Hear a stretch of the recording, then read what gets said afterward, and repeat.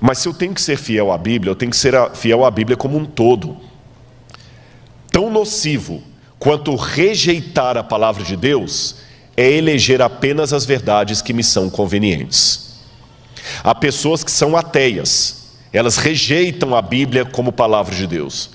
Há outros que também são ateus teóricos, porque eles só elegem da Bíblia as verdades que lhes são convenientes e tenta esconder ou não mencionar as verdades que são incômodas. Eu reconheço perante todos que estão comigo que dizer que Deus se ira, que Ele se irrita, é uma verdade incômoda, mas ela está na Bíblia, fala da ira do Cordeiro.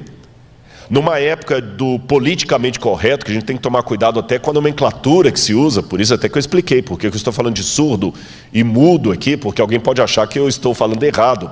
Alguns defendem que você tem que falar preto, outros falam que tem que ser negro, alguns falam que é homossexualismo, outros falam que é homossexualidade.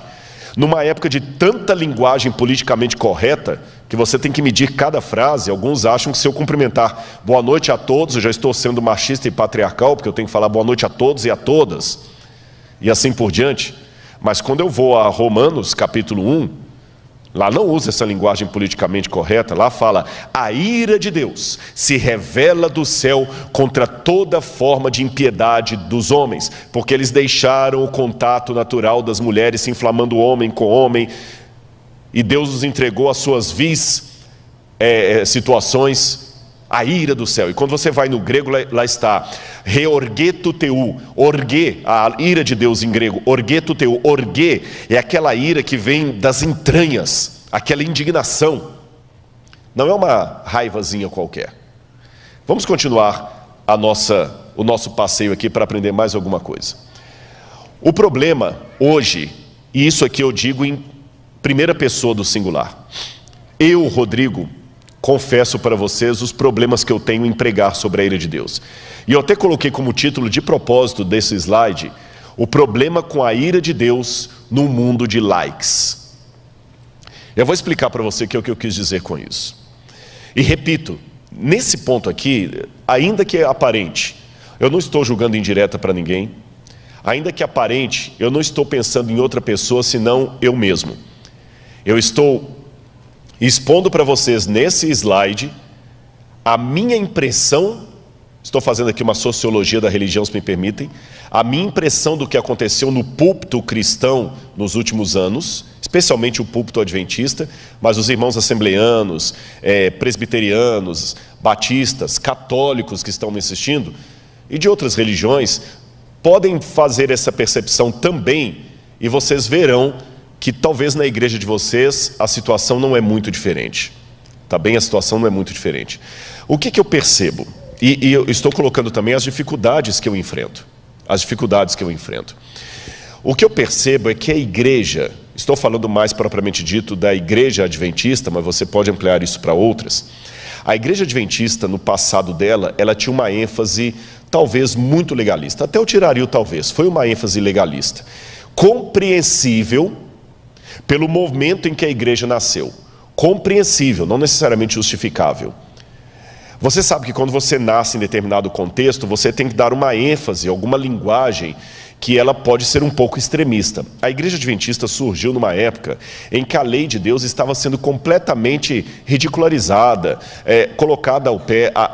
O universo norte-americano do evangelicalismo estava muito liberal e pouco espiritual. Se você ler até alguns depoimentos de pessoas da época, as igrejas estavam vazias, desanimadas, as pessoas não tinham convicção, os sermões eram todos lidos. Leia um pouquinho sobre as igrejas evangélicas nos Estados Unidos do século XIX e você entenderá o movimento adventista. Então a igreja adventista levantou dando muita ênfase à lei. Mas deu uma ênfase à lei tão grande, tão grande, tão grande, que ela se tornou uma igreja de discurso legalista. Em 1888, teve uma conferência nos Estados Unidos, em Minneapolis, para, pela primeira vez, a igreja começar a entender o que significa justificação pela fé, e não pelas obras. Mas no Brasil isso demorou a chegar. No Brasil, até por volta dos anos 1980, o púlpito adventista ainda era muito, mas muito legalista às vezes na abordagem dele. havia uma ênfase muito grande à doutrina em detrimento ao relacionamento. Quem é adventista de berço vai lembrar desse episódio que eu estou falando. Havia uma ênfase muito grande que era muito dada às regras. Não pode isso, não pode aquilo, não pode aquilo outro. O dia de sábado era mais um dia de não podes do que um dia de pode. O próprio pastor Alejandro Bullion contava de uma experiência de uma família que, para poder ensinar para o filho a importância do sábado, chamava o sábado de o dia feliz. E quando chegava no sábado: papai, o senhor pode brincar comigo? Não, eu não posso brincar com você hoje. Por quê? Porque hoje é o dia feliz, está lembrado? Ah, tá bom. Papai, o senhor pode jogar uma bolinha comigo? Não pode. Pode andar de bicicleta comigo? Não pode. Por quê? Porque hoje é o dia feliz. Papai, você vai ficar na igreja hoje o dia inteiro, que tinha comissão à tarde, de manhã, era filho de pastor? Vou, mas por quê? Hoje é o dia feliz. Aí quando chegava por volta de 2 horas da tarde, o menino já perguntava assim: falta muito para acabar o dia feliz? Essa era a visão do sábado. Não pode, não pode, não pode, não pode. E as pessoas tinham um medo muito grande. O grande pavor de muitas jovens da igreja era o seguinte: escuta, mas eu não posso usar uma calça comprida nem no trabalho? Eu ainda alcancei um pouco, que eu vim para a igreja nos anos 80, eu alcancei um pouco disso. Eu lembro que alguns irmãos defendiam que mulher não devia usar calça comprida nem para dormir, porque Jesus podia estar voltando à madrugada e se ela estivesse de calça comprida iria se perder. Era essa a ênfase. E doutrina, e doutrina. E quando você tinha as vigílias da igreja, eram vigílias para ficar estudando só Apocalipse 13, Daniel capítulo 2, e os irmãos sabiam de cor. Era uma ênfase muito grande à doutrina em detrimento a relacionamento com Jesus. E muitas pessoas adquiriram até um trauma da infância dele na igreja, porque tudo era muito fechado. Eu conheço filhos de pastor que ficaram até assim meio revoltados com a igreja. Eu lembro de um deles, que na primeira colportagem ele comprou uma calça jeans, daquela que tinha boca de sino, e quando ele chegou com a calça em casa, o pai bateu nele e rasgou a calça toda e falou: filho de pastor não usa calça jeans. Futebol era pecado, tudo era pecado. Mas, felizmente, a igreja aprendeu a justificação pela fé no Brasil, e aqui eu faço um pleito de gratidão ao ministério do pastor Alejandro Bullion. Alejandro Bullion foi um dos pioneiros que, ao lotar os estádios de futebol, ele começou a pregar de um Jesus que ama, de um Jesus que perdoa. Antes disso, as pessoas tinham uma ideia de um Jesus que pune. Eu me lembro agora da história de Martinho Lutero. Martinho Lutero, no século XVI, quando ele também descobriu a justificação pela fé, Lutero fora criado dentro da teologia medieval, que também só acentuava a lei, os códigos, os dogmas da igreja. E Lutero chegava a dizer assim: eu tenho mais medo de Jesus do que qualquer coisa. E quando alguém o aconselhava a amar a Cristo, Lutero escrevia: amá-lo, eu odeio. Eu prefiro ouvir o nome de um demônio a ouvir o nome de Cristo. E quando eu prego sobre a vida de Martinho Lutero, eu costumo colocar um adendo aqui: antes que você se ofenda com a declaração dele, deixe-me dizer que Deus é menos ofendido pela sinceridade de um pecador do que pela hipocrisia de um santo. E quando Lutero descobriu a justificação pela fé no livro de Romanos, aí que Lutero entendeu que os seus pecados eram um grão de areia na montanha do amor de Deus, e que a justiça não era algo que Deus cobrava de Lutero, mas que Deus lhe oferecia. E o livro de Romanos mudou a vida de Lutero, e o estudo da justificação pela fé também mudou a vida do pastor Alejandro Bullion. E os que são mais vividos na igreja se lembram do próprio pastor Alejandro Bullion, em quem eu tomo licença de me inspirar aqui. Ele foi um dos pioneiros que teve a coragem de fazer algumas coisas que eu fiz essa semana aqui, quando eu revelei que eu ainda tenho questão com depressão. Porque o Bullion foi um dos primeiros pregadores que teve a coragem de, num estádio para 10 mil pessoas, 20 mil pessoas, falar que ele estava perdido dentro da igreja. Um pastor departamental de jovens admitir.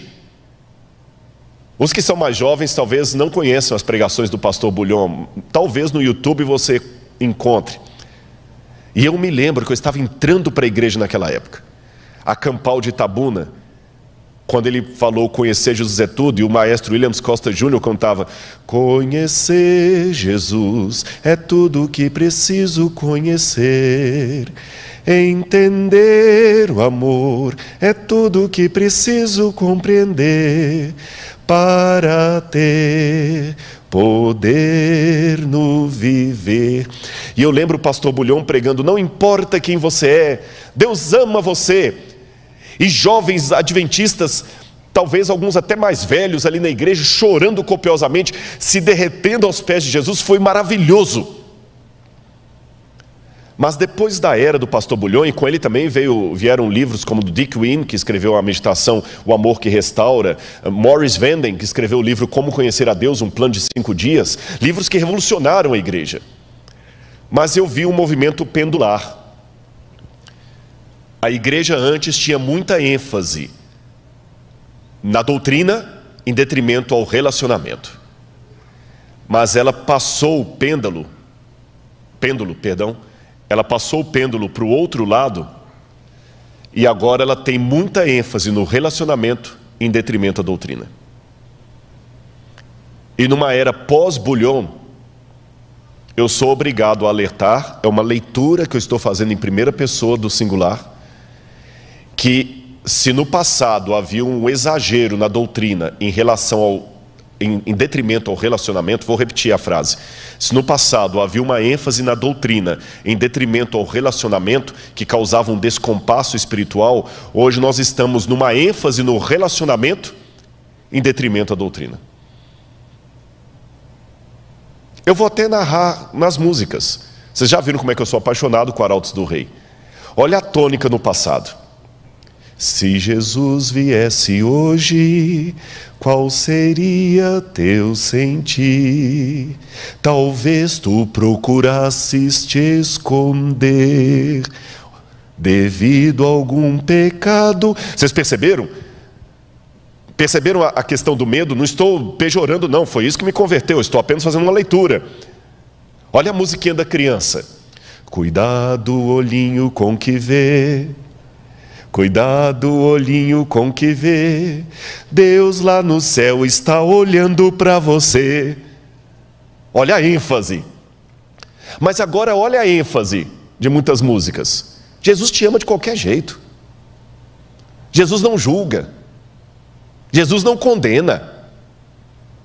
É quase que uma sensação, desculpem a paródia que eu vou fazer, mas a sensação escatológica que eu sinto é essa: que depois do milênio, os ímpios vão ressuscitar, e quando Jesus for mandar descer o fogo do céu para... Não, Senhor, não faça isso, nós somos a coisa mais linda que o Senhor criou. O Senhor não vai ter coragem de destruir a gente, o Senhor não condena. Aí Deus, como um pai laço, dirá: vocês sabem que eu tenho coração mole, né? Eu não tenho coragem de destruir vocês. Ah, desculpa, gente, eu sei que eu falei que eu ia descer o fogo, mas não dá, eu não tenho coragem, desculpa, eu não tenho. Quem é mãe me entende, né? Eu não vou ter coragem. Abra as portas da Nova Jerusalém, deixa todo mundo entrar, até Satanás e os anjos também, entrem para cá. Eu tenho coração mole, eu não vou deixar ninguém ir para o inferno. Desculpe a paródia, mas se com muito respeito eu fiz essa leitura da visão do passado, é a autocrítica que eu faço da geração a qual eu pertenço. Então, quando eu vou ao Apocalipse e leio sobre a ira do Cordeiro, eu tento, repito, estou falando a primeira pessoa do singular, eu tento equilibrar esta relação entre doutrina e relacionamento, entre amor e santificação, porque eu sei que se eu pregar só um lado, eu estarei pregando um evangelho manco, e um evangelho manco é como um carro de 3 rodas. Não vai para lado nenhum. E de carro que não vai para lado nenhum, o pastor entende. O dele está no concerto tem 2 semanas. Perceberam? Volte por gentileza o slide, que eu ainda quero fazer alguns comentários de coisas que eu me preocupo em relação a mim mesmo e a minha pregação. Coloca lá por gentileza. Eu, vivendo no mundo de likes, o pastor me perguntou quantos seguidores eu tenho no YouTube aqui, 720 mil. Eu, às vezes, me sinto um pouco numa camisa de força. Estou pensando em voz alta, onde eu sou obrigado a colocar coisas que podem dar mais likes e evitar os dislikes. É uma tentação. E para eu evitar os dislikes, eu vejo que hoje é proibido proibir. Eu vejo que hoje eu tenho que seguir o pêndulo homilético. Eu tenho que dar ênfase ao relacionamento em detrimento à doutrina. Porque se eu ficar falando de doutrina, muita gente não vai gostar. Eu tenho que ser descolado para eu ganhar likes. Não almas, likes. E em ser descolado, uma pergunta que eu faço para mim mesmo. Eu fico muito feliz, a igreja me deu um terno da Brooksfield, desculpa, é uma loja boa. Mas eu ainda me preocupo, não estou desdenhando o presente da igreja, de jeito nenhum, não é isso. Mas é uma reflexão que eu faço, eu me preocupo com aquela questão da modéstia cristã.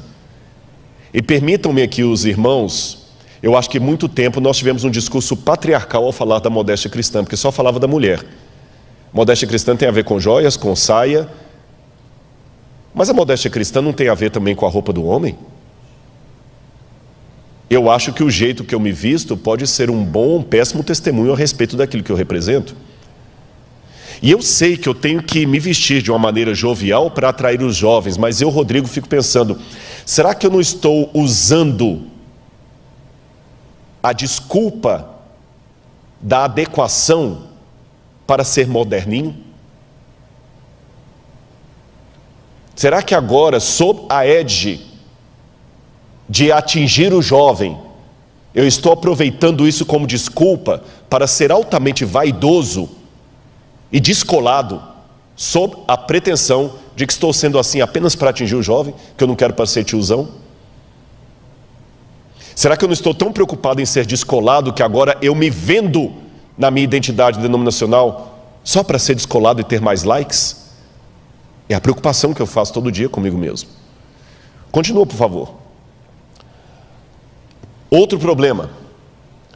Às vezes a gente é obrigado a querer evitar o controverso, a não ser que gere mais likes.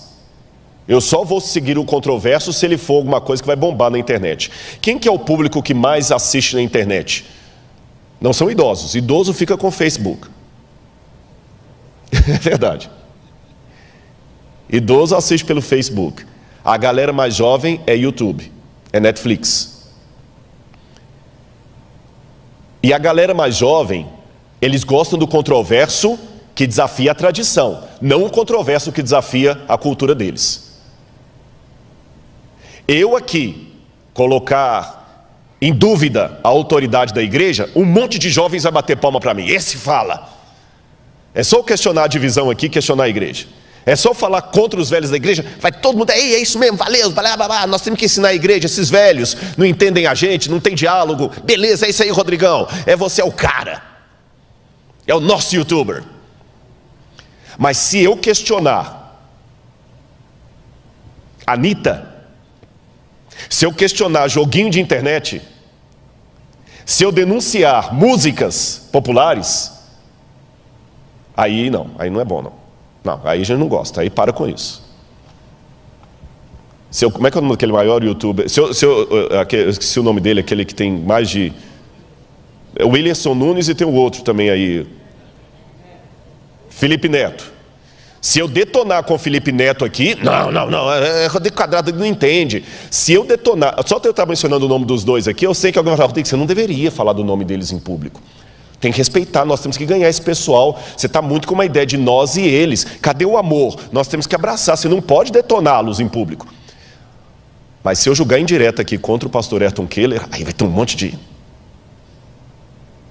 retweet. Parabéns, isso mesmo, fala mesmo. Ou seja, eu tenho que evitar assuntos controversos, a menos que seja um controverso que atrai a juventude. Se eu escrever um livro, A Vida de Ellen White, os mais idosos da igreja e teologandos vão ler para cumprir a matéria de história do adventismo. Mas se eu escrever um livro, A Vida Secreta de Ellen White, a verdade que a igreja quis esconder, nossa! Eu não dou 2 dias para eu ter mais de 1 milhão de exemplares aí vendidos aí, até sendo na Veja. Entendeu o que eu falei do controverso? Que tipo de controverso eu estou sendo na internet? Vamos continuar aqui. Outra, eu tenho que aprender que no mundo de likes, o correto é falar de amor, mas nunca falar de santificação, renúncia. E por fim, pregar apenas verdades que são convenientes. Repito, irmãos, essa lista que eu apresentei aqui, Deus é testemunha. Eu não ia ser estúpido de mentir para o Espírito Santo. Deus é testemunha que essa lista eu fiz pensando no meu canal do YouTube. Essa lista eu fiz pensando na minha atitude. E não quero que você pense assim, o Rodrigo está falando isso porque ele é exemplo. Não. Eu estou falando que eu posso escorregar. E já escorreguei. Pode ser que amanhã eu coloque um vídeo que eu falo assim, gente, eu não deveria ter colocado esse vídeo. Meu Deus, que besteira que eu fiz. Às vezes eu dei uma resposta que não deveria ter dado. Mas eu estou apenas mostrando para vocês algo chamado alta crítica. E estou pedindo a Deus para que eu consiga o equilíbrio entre doutrina e relacionamento. Que eu pregue um Deus de amor, mas um Deus que pune.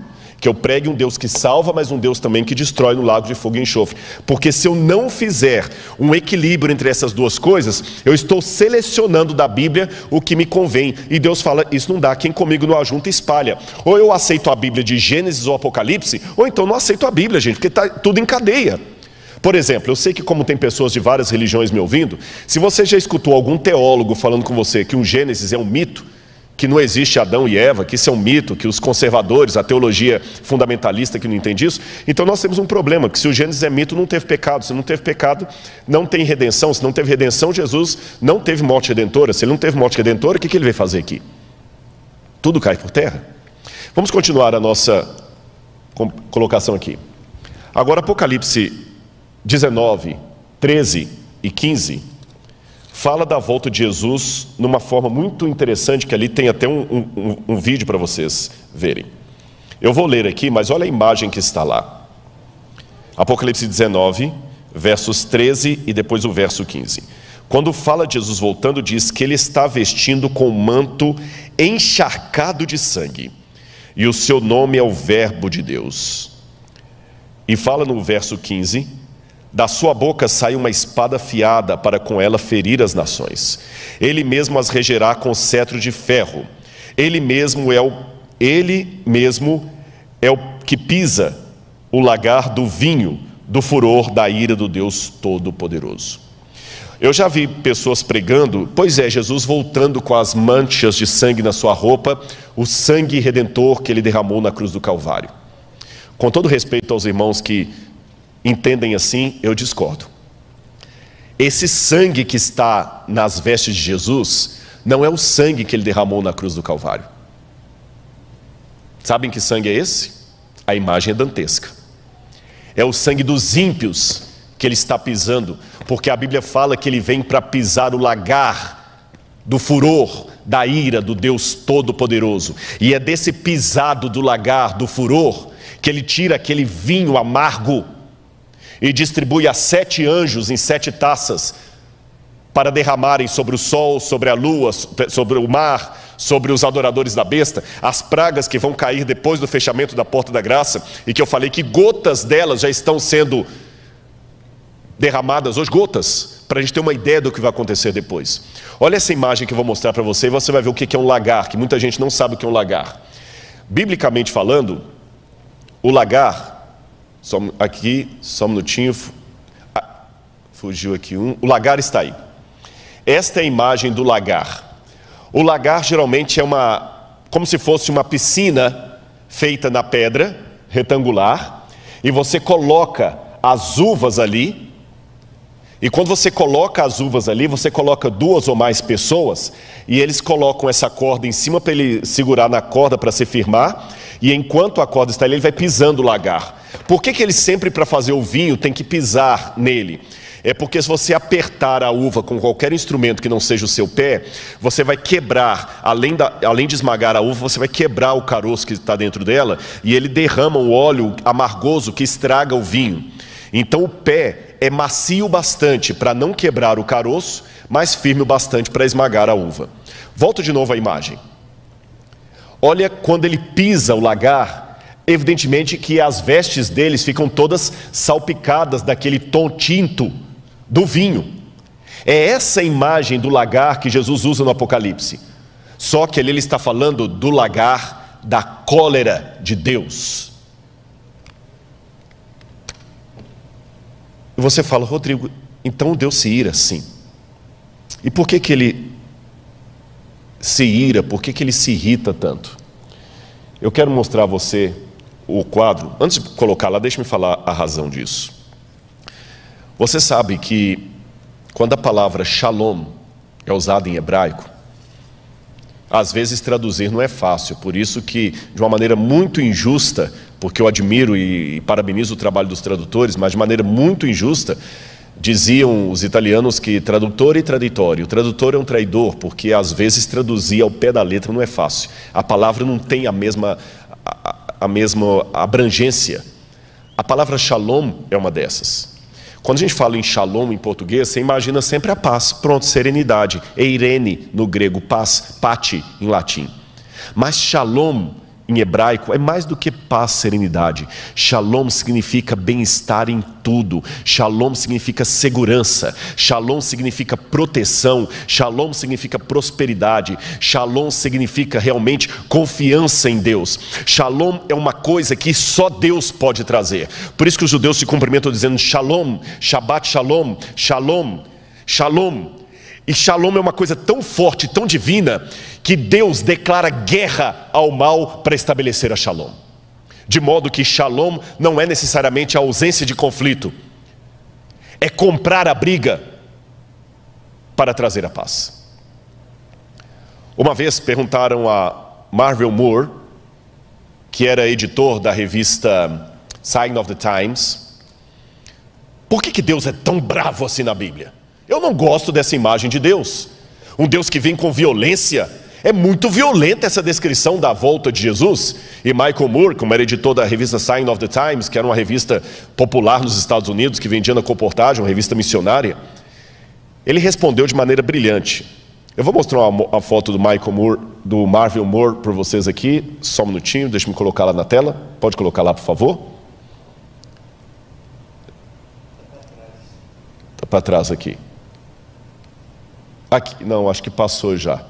Não tem problema, eu pensei que eu tinha colocado a foto dele, eu não coloquei, não tem problema, ignore.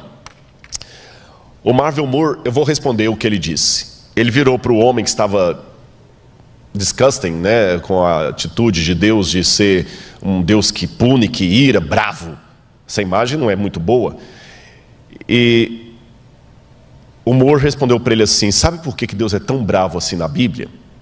Eu vou dizer a você.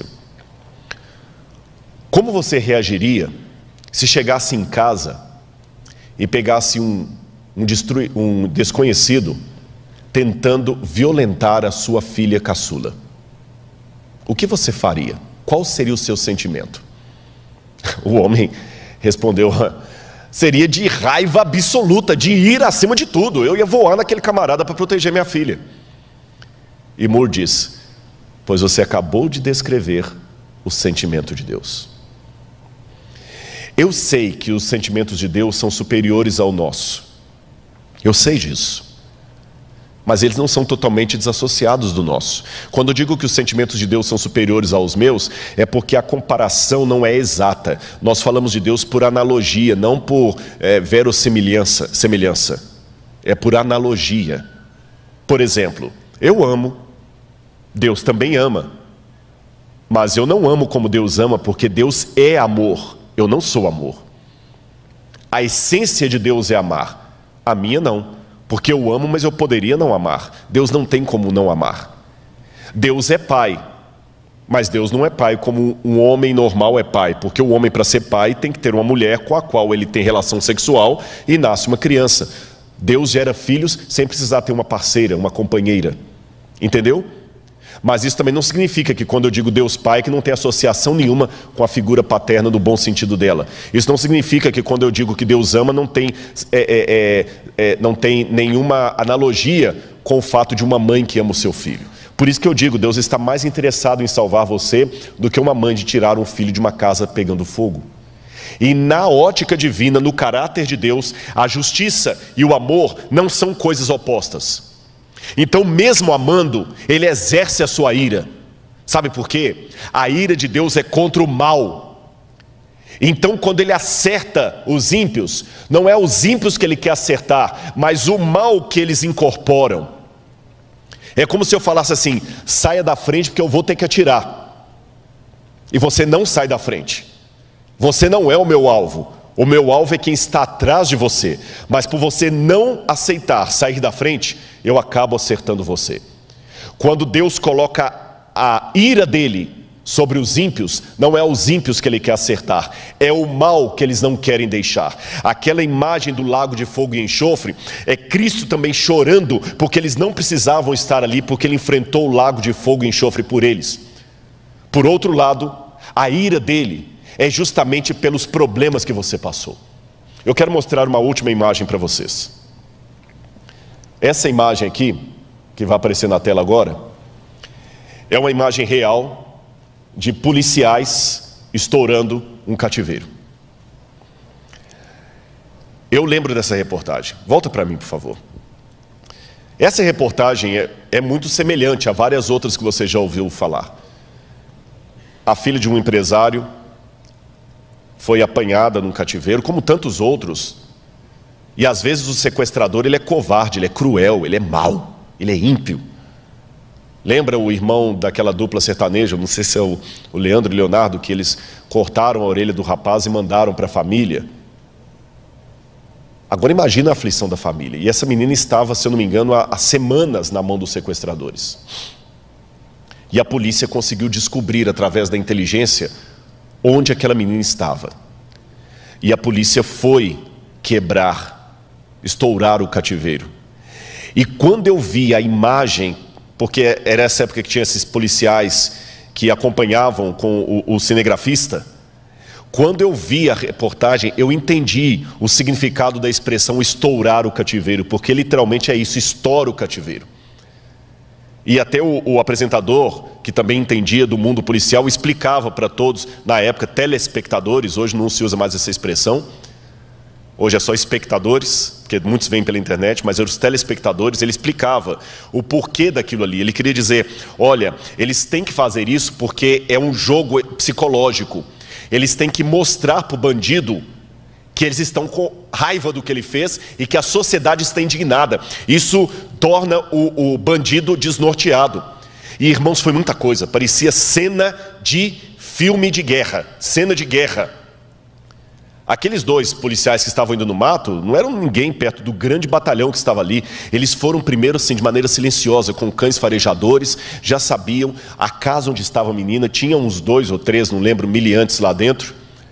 E de repente, quando o comandante deu o sinal pelo rádio, todos parece que eram ensaiados. Fizeram barulho ao mesmo tempo, apareceu um helicóptero não sei de onde, começaram a jogar bombas de efeito, com bomba, aquela coisa, e o cara tipo um megafone, dizendo assim, a casa caiu, parado, e começou um pulando para lá, mas engraçado, que eu repito, eu não lembro quantos miliantes estavam na casa, mas eles saíam, eu digo mesmo, como rato, sabe quando você dedetiza uma casa e começa a sair aquele monte de barato ou rato do bueiro? Foi assim, eles começaram a pular, um pulou, o outro pulou, daqui a pouco um pulou, o policial estava com o repórter atrás, baixa, a casa caiu, abaixa, o cara estava sem camisa assim, abaixou, e os snipers assim, bomba, e alguns começaram a atirar para cima, mas foi uma coisa tremenda. E de novo, o apresentador do programa explicou que era uma gangue muito perigosa, uma quadrilha, muito bem montada, e eles tinham que fazer aquilo porque eles tinham células em vários pontos, então tinham que rastrear tudo, não podia deixar ninguém escapar. Eles cercaram a área mesmo. E é lógico que todo aquele barulho, toda aquela explosão e cachorro latindo, aquela coisa que assustou os bandidos, assustou evidentemente a moça que já estava apavorada. Num primeiro momento, ela não ficou aliviada, ficou apavorada. Ela entrou em choque.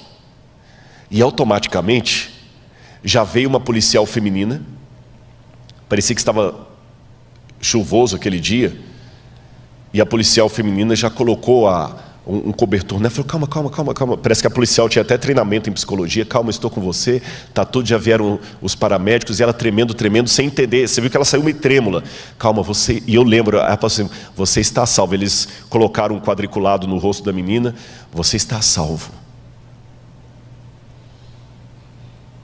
O seu pai mandou buscar você. Meus amigos, meus irmãos, a volta de Jesus é descrita na Bíblia com barulho, som de trombetas, terremotos, a terra vai entrar em combustão. Um dia desse que a gente estava voltando para o hotel, eu estava comentando com a irmã Geni, ela falou, já pensou a volta de Jesus, esses prédios todos caindo? Eu falei, pô, eu fico imaginando como é que vai ser. A terra vai se abrir, vai vir fogo, vai vir raio do céu, barulho, terremoto, trovão. Não se preocupe, a tropa de elite de Deus está vindo com fúria, com raiva, para tirar você desse cativeiro. Meu irmão, na Bíblia não diz que é pecado nós irarmos. Irai-vos e não pequeis. A Bíblia fala que eu não devo ter rancor, falta de perdão, mas a ira contra o pecado eu tenho direito a ter. A indignação com que o diabo está fazendo comigo e com você, eu tenho o direito de ter. Deus me deu esse direito legítimo. Ter paciência no sofrimento e na provação que eu tanto preguei, não significa masoquismo, não significa gostar de sofrer.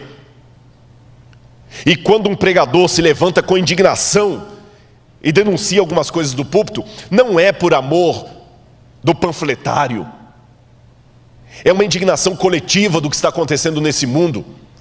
Eu estou indignado por haver crianças morrendo na África, eu estou indignado por haver crianças morrendo no Brasil, eu estou indignado porque há mulheres que estão apanhando do marido em casa, eu estou indignado pelo que o diabo está fazendo na minha vida, eu estou indignado até com os erros que eu cometo, ou que o diabo às vezes me faz cometer. Alguns voluntários, outros levados, não importa. Eu estou indignado pelo que está acontecendo com você. Então Deus está voltando. Ele fala assim, basta. O diabo já foi longe demais. E sabe aquele pai que entra para defender sua filha e luta com o bandido? Deus está voltando para lutar por você. É por isso que a volta de Jesus é uma cena de ira do Cordeiro. Ele vem. Eu espero que você não seja atingido pela ira de Deus, porque, como eu falei, o alvo da ira de Deus não são os ímpios. O alvo da ira de Deus é aquilo que o ímpio voluntariamente abraçou e não quis soltar. Quando o fogo de Deus desce contra os ímpios e o diabo, o alvo deles não é os ímpios, o diabo, porque o diabo, na verdade, é um apelido que ele teve depois. Ele era um anjo.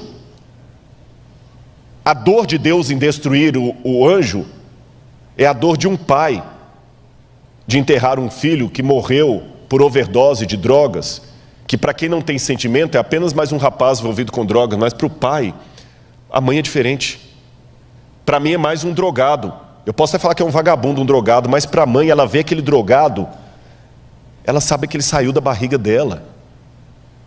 Ele mamou no seio dela, ela o viu dando os primeiros passos. E agora o ver na Cracolândia, morrendo com overdose, roubando para alimentar o vício, isso dói numa mãe. A mãe do pior bandido tem um misto muito grande, porque ela sabe que ele é um marginal, que ele matou, que ele é cruel, que ele é líder do tráfico, mas ele saiu dela. Eu não consigo imaginar que Deus terá prazer em destruir o diabo, porque para mim ele é o diabo. Mas Deus o viu como um anjo que foi criado, Deus o viu emitindo as suas primeiras palavras, Deus o viu quando ele ainda era um ser de luz no céu. Deus não tem prazer na morte do ímpio, isso está na Bíblia. Mas Deus tem que destruir o mal. E se o diabo, por decisão própria, quis incorporar o mal nele e ficar agarrado ao mal, Deus o destruirá, porque vai destruir o mal que está nele e ele vai junto. E assim vale por todos os ímpios. Mas este destino do diabo e daqueles que se unirem a ele, não precisa ser o seu destino. Você pode estar do lado da luz.